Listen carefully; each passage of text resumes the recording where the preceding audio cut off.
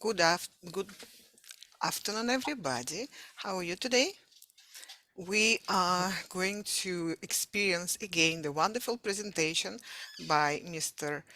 Hartzler on retirement planning. Mr. Hartzler, the screen is all yours. Thank you very much. I'll get here and share my screen so you can see what I'm seeing.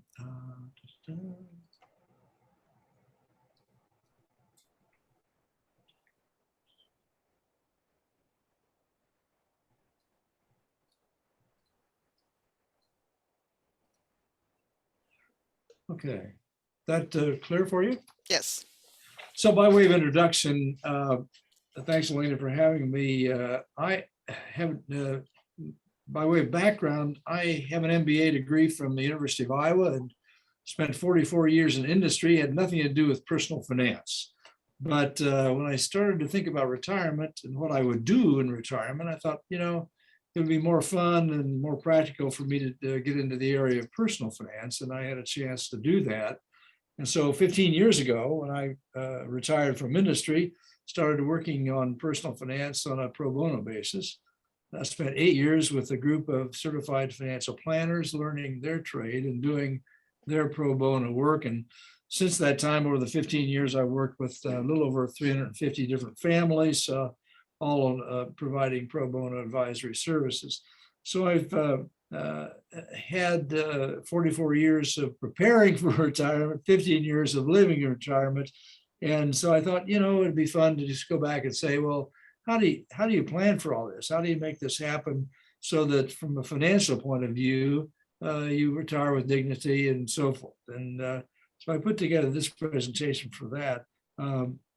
And so I found that there were, at least in my life, and I think this applies to most people, 9 distinct key decision points where you have to make some serious decisions about your life, preparing for retirement, being in retirement years, and so forth. And each of those has some financial implications. And so I thought, well, let's talk about each of those 9. So today we'll go through all 9 of those, starting in the 40s and going through end of life discussions. So and I've entitled this, How to Adjust Your Finances for Retirement Living. Well, there are 9 times where that will probably occur for you. Before we get into the 9, I wanted to talk a little bit about this slide, and I've used this in several other presentations about retirement. And it's a chart from JP Morgan, but it's based on Social Security Administration details. And the point is that if you're retirement age, let's say 65, whatever today, you have a long retirement period, probably. And this is the probability of living. If you're 65 today, the probability of living to a specific age and beyond. So if you're 65, the probability of living 10 years when you're 75 is 86 for women, 79 for men. Sorry about that. That's just the way it is. If you're a couple, you have a 97% chance of living another 10 years. Okay, well, that's no big deal. We kind of expected that, but now you move about 15 years and now you're down to only 90%. 20 years, 74%. And if you're a couple, this is 25 years of living, I think. And you have almost a 50% chance of still being alive after 25 years. So in terms of financial planning and other considerations for retirement, the point is you may live a very long time. So I worked for 44 years. Now that I retired, I may live another 30 years after that. That's kind of good news in one way, and bad news in another. You have to plan for it. Your finances have to last that long. So the point is, you have still a very long-term planning horizon, even at a retirement age of 65. Now the normal age is 66. So there are 9 decision points. We'll go through each one of these. I just wanted to show these to you to start with. The 9 lines, as you can see. When you get to the 45 to 50 age group, you've got a decision to make about, and many people have a decision about lifestyle or retirement savings. So now you're probably empty nesters, your cash flow is better. So I could up my lifestyle, very tempting to do so, but that's kind of in conflict with, I really ought to be seriously talking about retirement. So that is a time where if you don't have a certified financial planner, someone professional looking out for you and trying to map out the rest of your life financially, boy, that's the time to do it. I waited way too long personally to have someone work with me. I have much better appreciation for what they do today. 60 plus, a decision, should I buy long-term care insurance? We'll unpack that a little bit later, but that's an insurance product that you really don't think about much before 60, but when you get to be 60, that's an important decision. And then here's a big one: how should I invest for my retirement savings when I get to be near retirement? And there's a lot of myths there. I have a whole presentation that's available. We'll talk about that later with the Kansas City, Kansas Public Library System, talking about, well, what should change, if anything, at that 60. That's a big decision on how I investing my retirement savings. 62 to 70, do I still need life and long-term disability insurance? We'll unpack that a little bit. And then big question here, when should I start taking Social Security? I could do it at 62, 66, 70. Those are big decisions that impact your finances. 75 plus, you get into some real issues about living circumstances. I mean, should I downsize my home? I've got some personal experiences there that are kind of humorous. And then when should I retire? Well, say retirement, I did that earlier. Well, not really. We'll define retirement and talk a little bit about how you should retire. And then 75 to 85, you get into these considerations of should I have a different retirement living option? And should it be a retirement a community? And there's many options here, and we'll talk through those.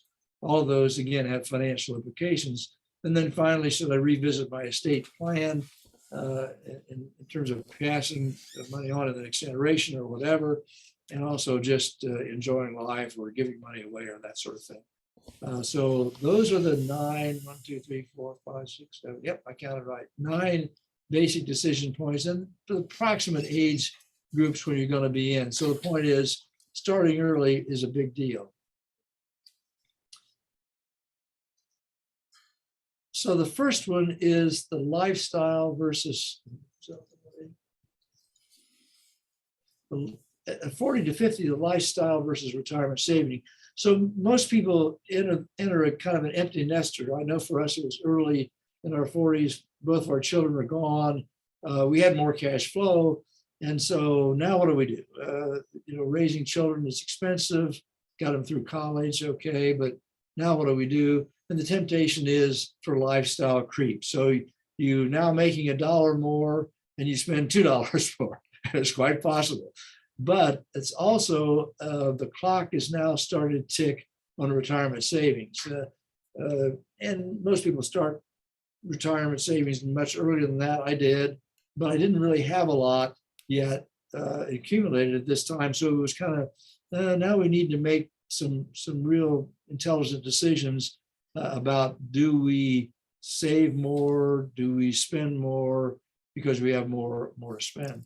We had a 4-bedroom home, 2 people living in it. When we had 2 children, we had our master bed, we had a bedroom for each of the kids and a guest bedroom. Well, it's fine. Well, now we're 2 people, we got a 4-bedroom home.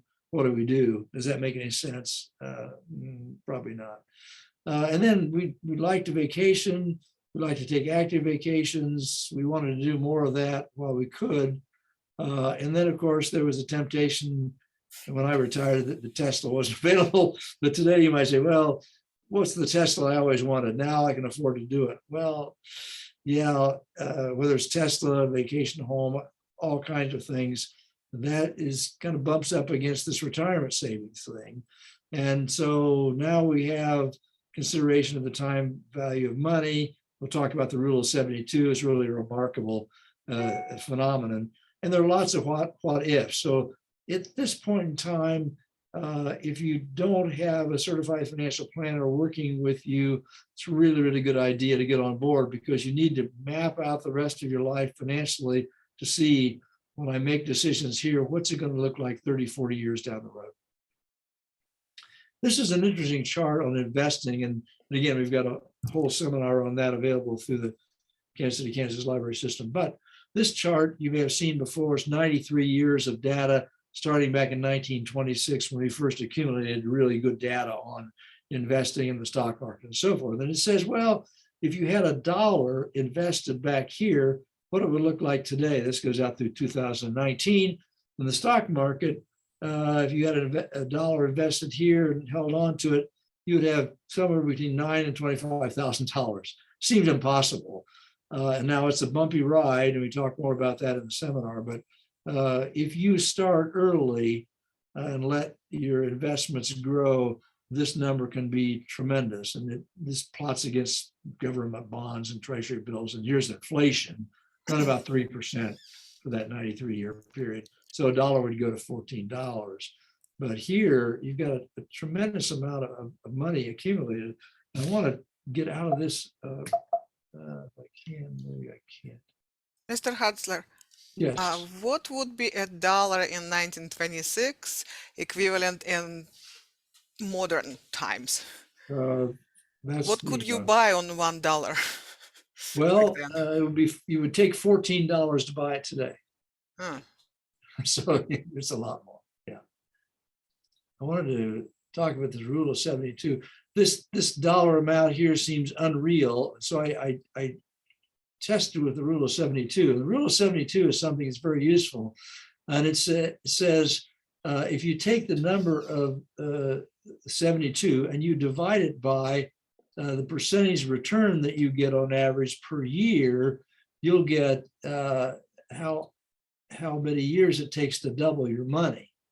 And in this case, no, this is ridiculous.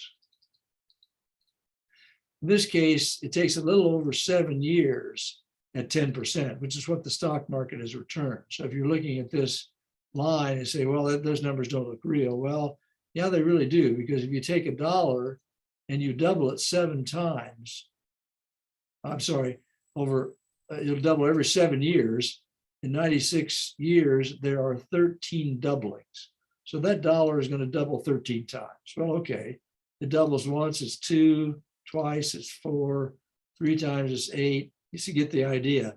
After 13 times, 13.6 years, you're somewhere between $8,000 and $16,000. So that ties in with this amount here. It's incredible. So the whole point of this is starting early is better.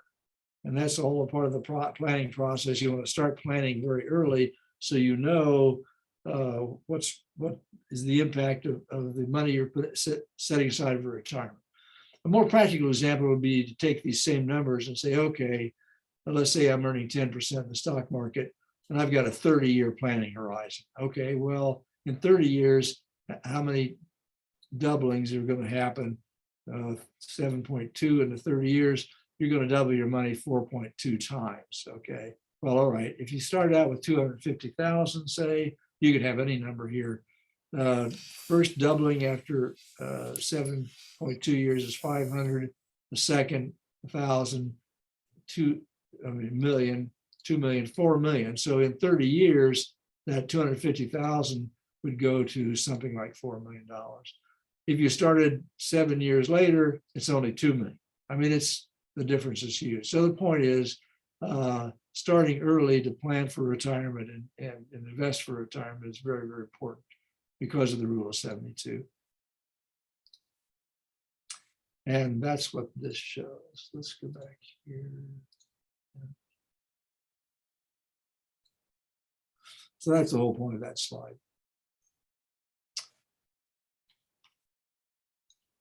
So the next decision point, slide this down. The next decision point is about 60 years old. So now you've been planning for retirement, you've been investing for retirement. At 60, do I need to long-term care insurance? Before that, Medicare covers a lot of your medical costs. They do not cover long-term care. This is the one exposure you're going to have in your retirement years. The need for assisted living, nursing home, skilled care, home care, that sort of thing. So there's long-term care insurance available for that. It is the major insurance question for retirement years. And it's probably not going to be needed for a long time. So at 60, you don't really anticipate it, maybe 20, 25 years before you need it. The problem is if you wait, the rates to get into a policy increase rapidly as the time of need approaches. So most people will say, look at it at 60. It does give you an increased flexibility at the time of need. When you actually need it, current retirees that I talk to are very glad they have a long-term care policy. So that's a point of time when you get to be about 60, you ought to be talking to your planner about, do I need long-term care insurance? How can I get it? And is it affordable? And that's it'll be expensive, but if you're sitting in a nursing home today, you're paying $300 a day, and that will ruin anybody's financial plan. Now, here's a bigger one. I think around 60, people start to advise, well, you ought to change how you're investing. You ought to be less aggressive.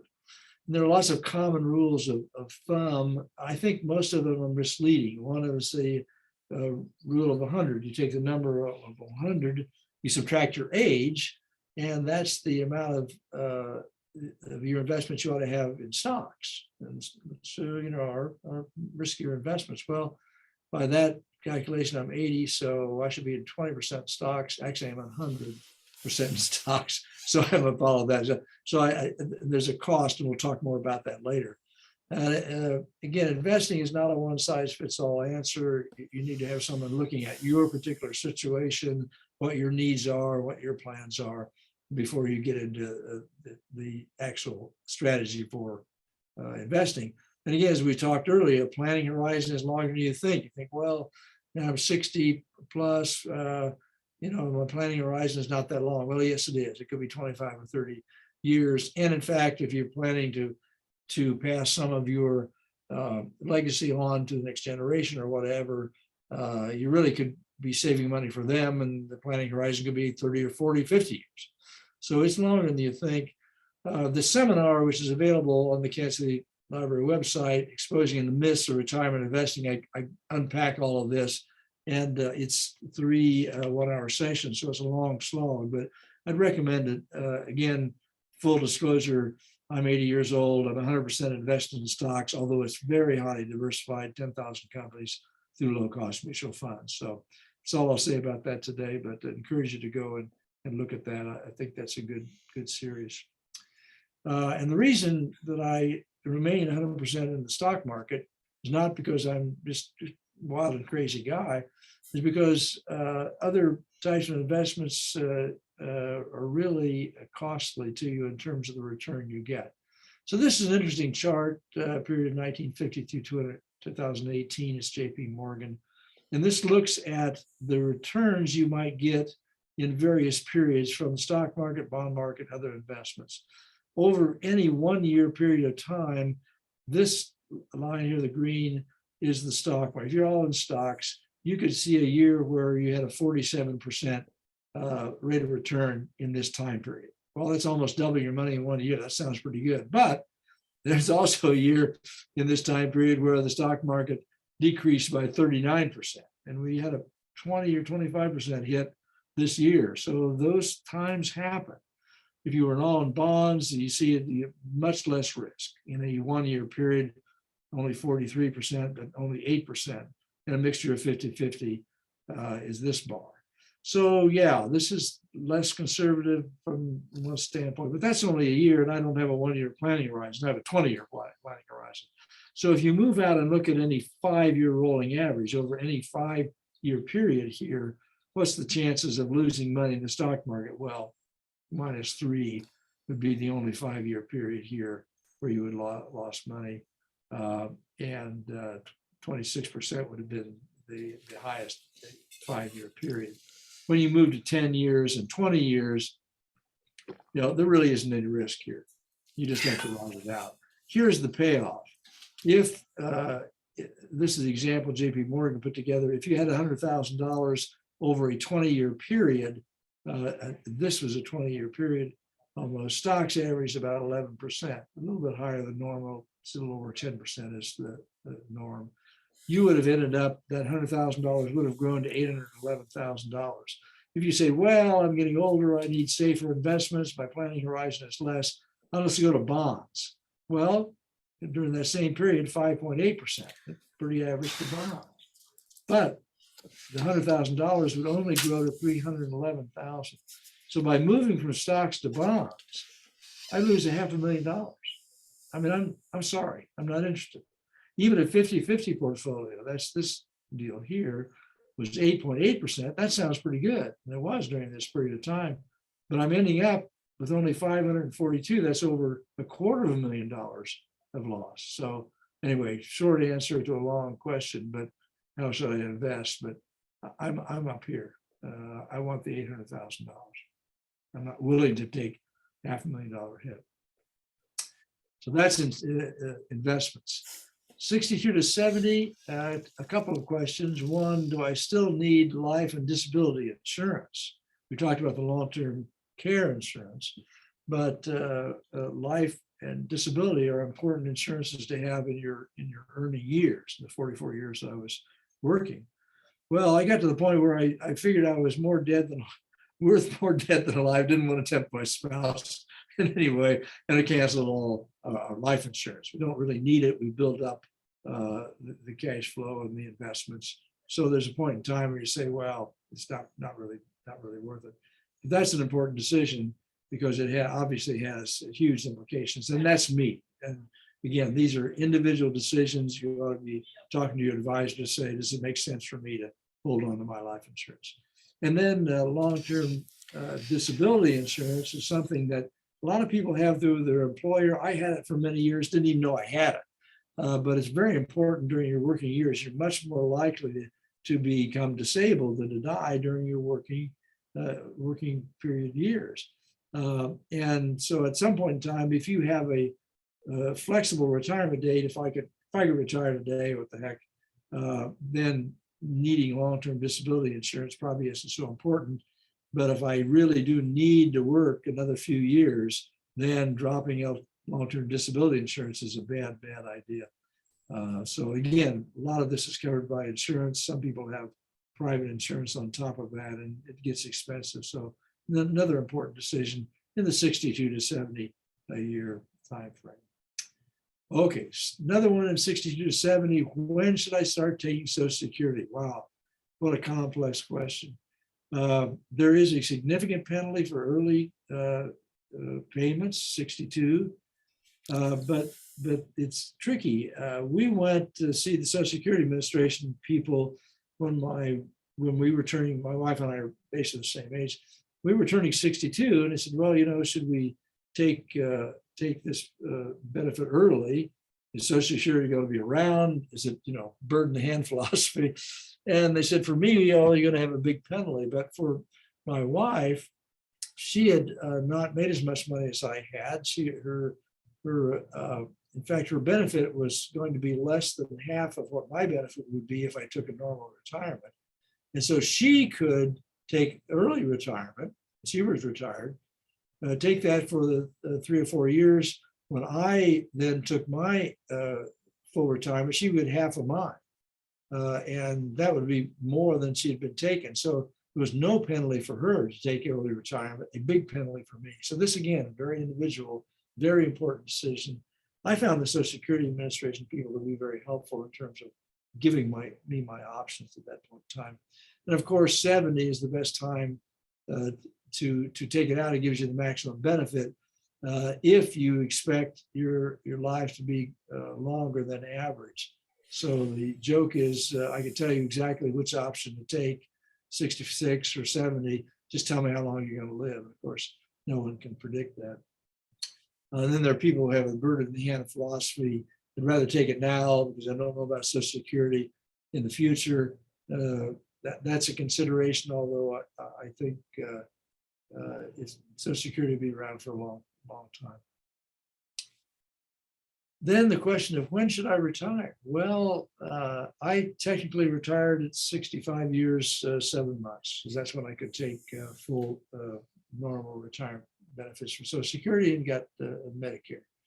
But when I retired basically for a week, I went on a bike ride with some friends in Ohio and went through my hometown in Ohio. That's where I was born. And then I went back to work part-time because I wanted to do something in personal finance. And so I found this definition of work really intriguing. And I'm not sure who to credit this to, but it's doing what brings value to others and joy to me. So work is doing what brings value to others and joy to me. Hopefully you've been able to do that during your working years. And when you retire, I would say continue to work. I don't like the 8 or 10 hour days.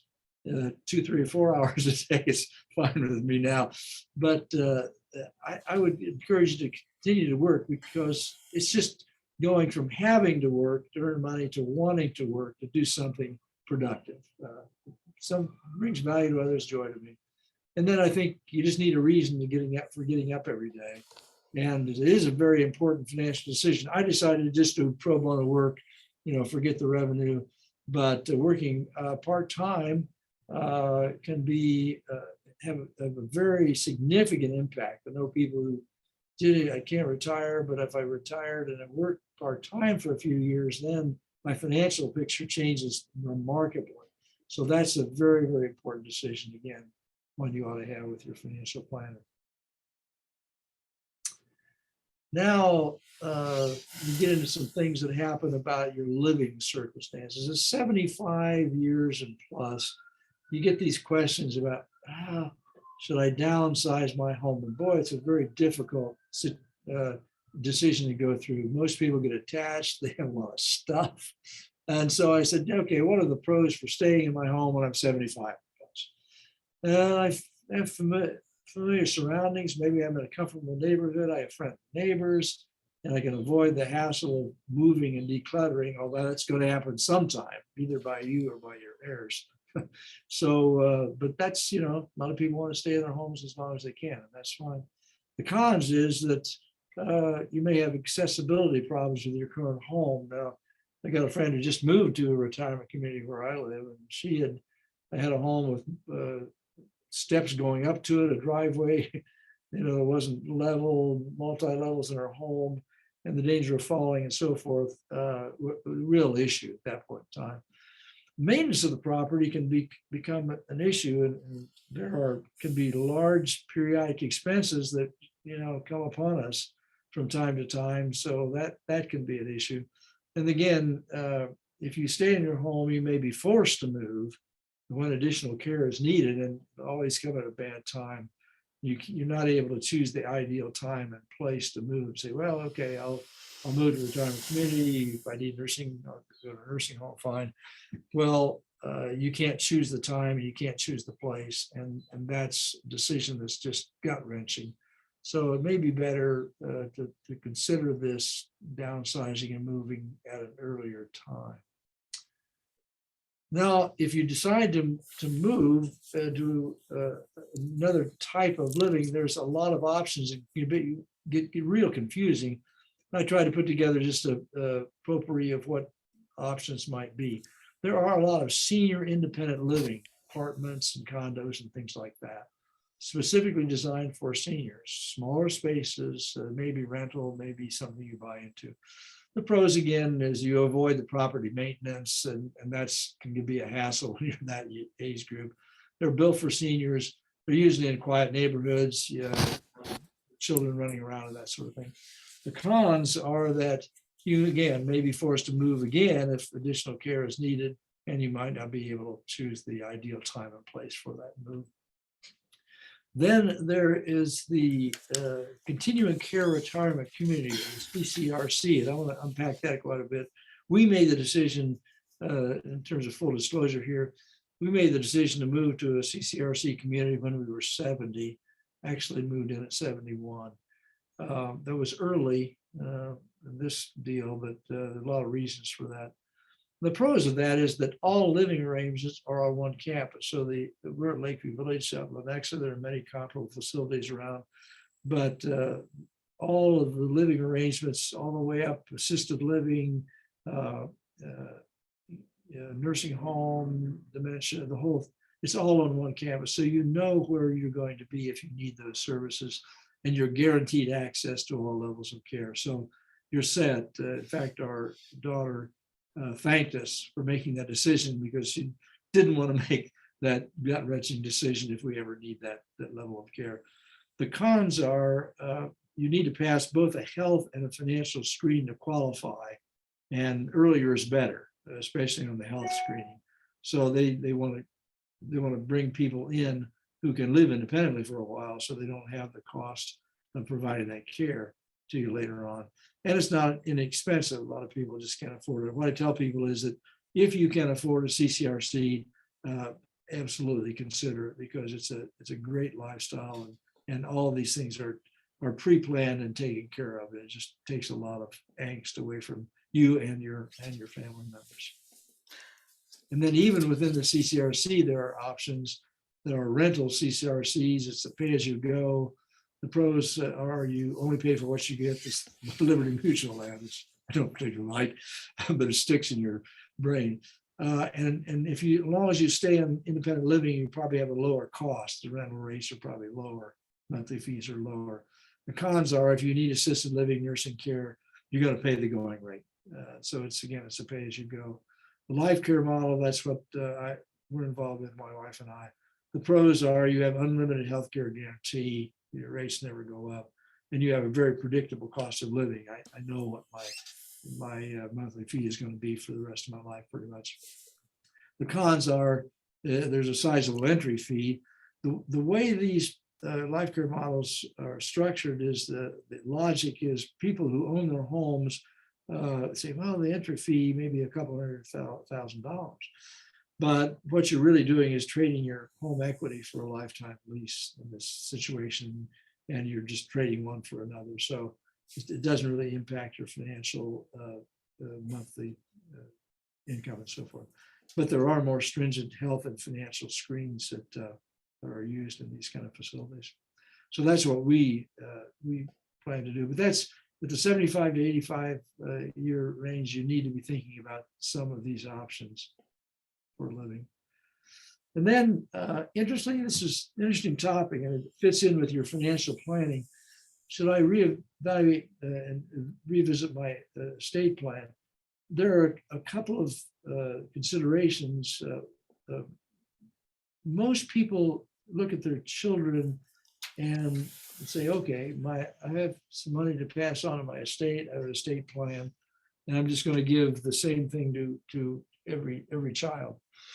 And I've had financial planners that I respect to say, I'm not sure that's really, you ought to dig deeper.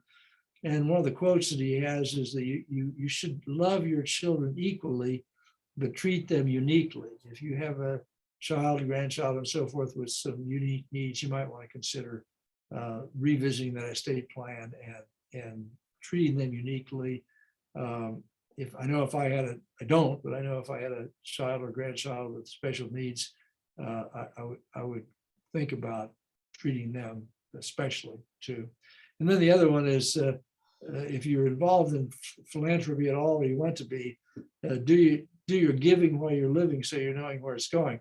So a lot of people have their church or their university or whatever in their estate plan, as well as their children, and so because they want to give some money away. And so the question is, it's a lot more fun and a lot more rewarding to give money while you're living. You know where it's going, you have the satisfaction of it. But again, you need a financial plan that's structured correctly, and you need to know that you've got the margin to be able to do that. And if you do, then it's a real joy to give money away while you're still alive. So the estate plans ought to be reviewed periodically, and they need to tie directly into your financial plan, so you know what the impact of this is going to be. And then a couple more slides and we're finished with the formal presentation. I'll take questions and answers. Using a financial planner, as I said, I first engaged a financial planner when I was 65. That was not a good decision. I did my own planning before that. I thought I was the smartest financial guy in the world. Well, I wasn't. And again, we started with the 45 to 50. If you haven't engaged a financial planner by then, you should. And you should choose a certified financial planner. This is a very important designation. They have to go through a lot of hoops to get that. And you need to develop a close long-term relationship, because this plan that you put together, it looks out 30 or 40 years. Well, is it going to be right? Well, no. But if you plan every year, year after year, and adjust it year after year, you have a lot better chance of getting to your target. The best example I could have of that is it's a story of you wanted to drive from Kansas City to Los Angeles, and you woke up, and it was going to take a week, and you woke up on day 5 and you were in Texas. The chances of getting to Los Angeles are not good. But if you checked your route every day and made course corrections during that time, you'd have a lot better chance of getting there in a week. Well, it's the same thing with your long-term planning. If you replan every week, if you're constantly looking out, you'll have a lot better chance of achieving your goals. So replanning at least annually, and then counsel during the year if you have significant changes in your life, and this will happen. And above all, start the planning process early. Early is better. Last slide, and this is the basic blocking and tackling of financial management. And most of the work that I do with my clients is in this area. And there's an introduction to mint.com is available on the Kansas City Library website. That's another presentation I made to talk about how do you manage day-to-day stuff, the basic blocking and tackling, because the lifestyle, how much money you're going to spend on your lifestyle, is the most sensitive assumption in the financial plan. So you need to know what's happening today in order to project what's going to happen. Adjusting your finances for retirement living is much more informed if you know where your starting point is. So if you've been tracking your spending, your income, and your spending for a very long time, you'll be able to put that assumption in your financial plan in a much more intelligent manner. Mint.com is a software that's free to the user. I use it with about, I think, 47 or 48 of my clients today, and I use it myself. And it's a budgeting software, and accounting software, very easy to use. And I encourage you to go on the website and look at that, or give me a call. I can help you set up that plan. But that's just it's a basic blocking and tackling, which you should do for the rest of your life. So that is all I had to present, Elena. I'd leave this up for a little bit if you have questions.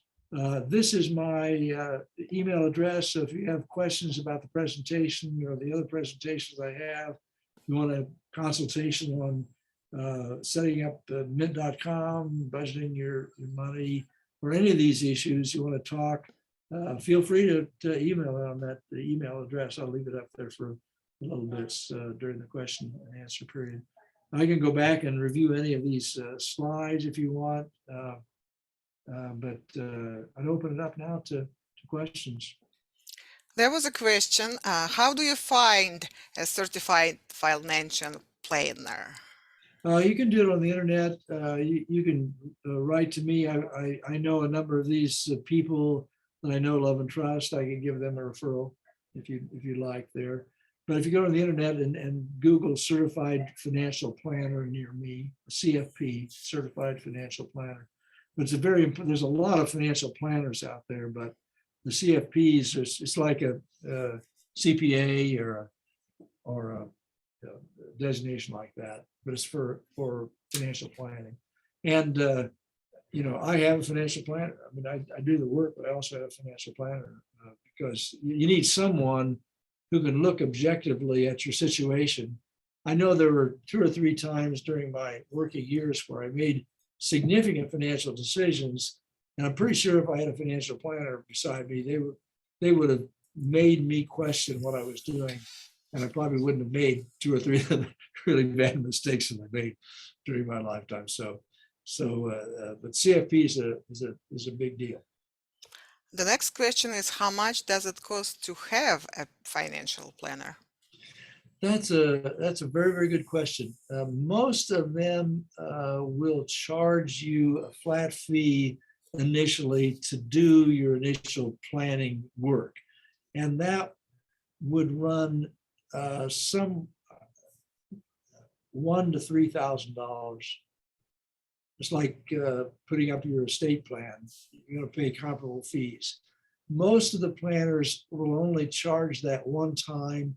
And after that, they will charge a fee based on the money that is managed. The CFP, I think most of the value is in the planning, and most of the revenue comes from managing money. And a normal rate would be about 1% per year times the money that's managed. So if you had $500,000 to manage, to make the math easy, 1%, they're going to charge you about $5,000 a year to manage $500,000. So it's about a 1% per year. And if it grows, the dollar amount gets higher. If you have more than $1 million to manage, it's usually pretty negotiable. But the 1% fee per year of the balance that they're managing.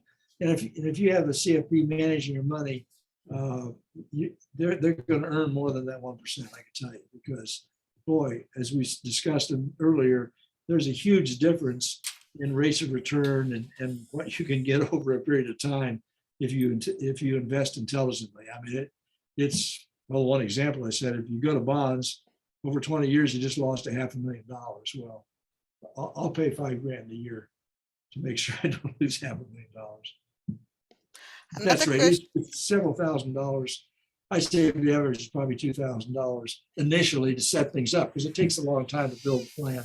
And then after that, 1% of the amount that they're managing of your resources. Do you have any tips for self-employed people? Well, the nice thing about self-employment is there are lots of different ways that you can save for retirement and higher limits to what you can put away. So that's the upside. The downside is if you're self-employed, boy, you have a lot of taxes and you have a lot of other things to pay. And so I just admire people who are on their own. My son is a good example of that. He spent 28 years on the police force and retired from the police force and set up his own business. So he's a solo practitioner, runs a metalworking shop. And the effort he has to go through to be in business for himself, the taxes he has to pay, is really, really tough. But if he makes money, he can put set a lot aside for retirement. So there's some real advantages there. What are your thoughts on self-managing index funds with Vanguard or Fidelity? So I have low-cost funds. They're not technically index funds, but they look a lot like index funds. I like the index fund approach. And if you look at the myths of retirement investing presentation that I make, and you'll get a whole dose of that. But I start out with the presentation by saying Warren Buffett has been quoted a number of times as saying that for 96 to 98% of the population, that certainly includes me, investing in low-cost index mutual funds is the way to go. Vanguard has a number of very good funds. They're known for low cost. Fidelity is another good company. Again, I would strongly advise that you do that on the advice of a financial advisor, because even in index funds, I've got 3 different funds that I'm invested in and 10,000 companies that pretty well cover the whole universe of international, national and international investing. So how you pick those funds and what those funds are following, commonly people have an S&P 500 index fund. It's a good investment, but it only has 500 companies. I like the 10,000 better in terms of diversification. So I'd go to a planner if they have an approach index funds are just cheaper. And you can get Vanguard Fidelity 10 to 15 basis points a year, 0.10 to 0.15% per year. The ones I have a little bit more expensive, I pay about 25 to 30 basis points a year. But if you get into actively managed funds, you're talking 1.5 to 3% per year. And I don't think they give any better performance, and they cost a lot more. So I'm a Warren Buffett. Index funds are the way to go. Very, very highly diversified, low cost index funds are the perfect answer. And I just stay in stocks because I got a 20-year planning horizon. Not going to lose money.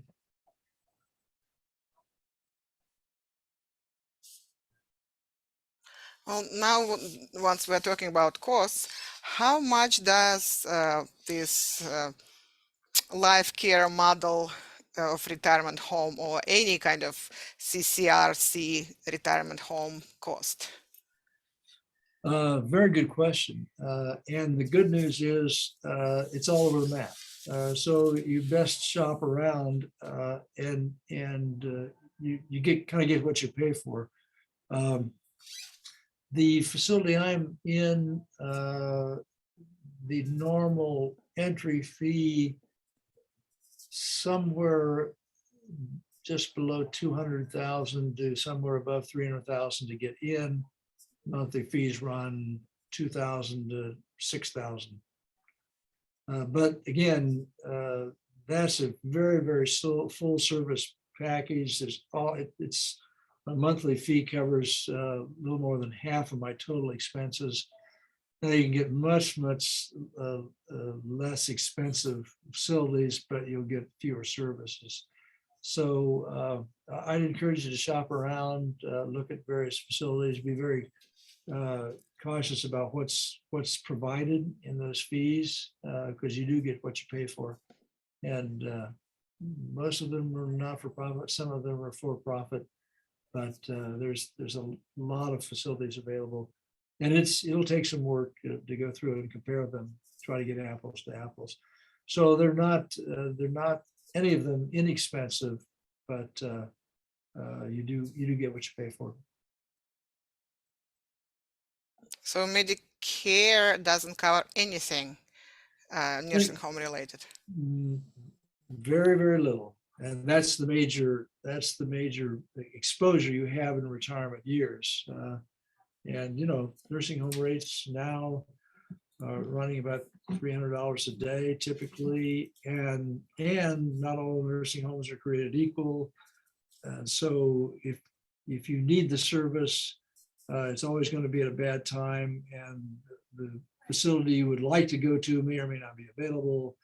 I do like the CCRC approach, where you know where you're going to be, you know what's the quality of what you're into, and you know it's going to be available to you when you need it. So, and it just takes away the question of who's going to decide for me. It can get very, very messy, very traumatic for you and for your family. So I like that approach. Again, it's not inexpensive. Not everyone can afford it, unfortunately, but if you can, it's something definitely worth looking into. Thank you.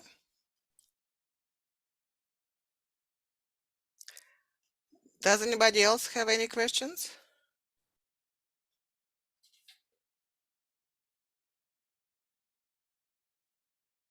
So at this point, I think I'll stop my screen sharing and we'll get back here. Thank you very much. I believe it's very, very helpful. Thank you. I'm sure our participants think the same. Any more questions, anybody? Yeah, I see a thumb up. That's good. Like the feedback, right? Thank you. Well, now, thank you for the presentation. We get in the chat. Yes, thank you. It was very good. Yeah, thank you. Well, On this note, I will stop recording.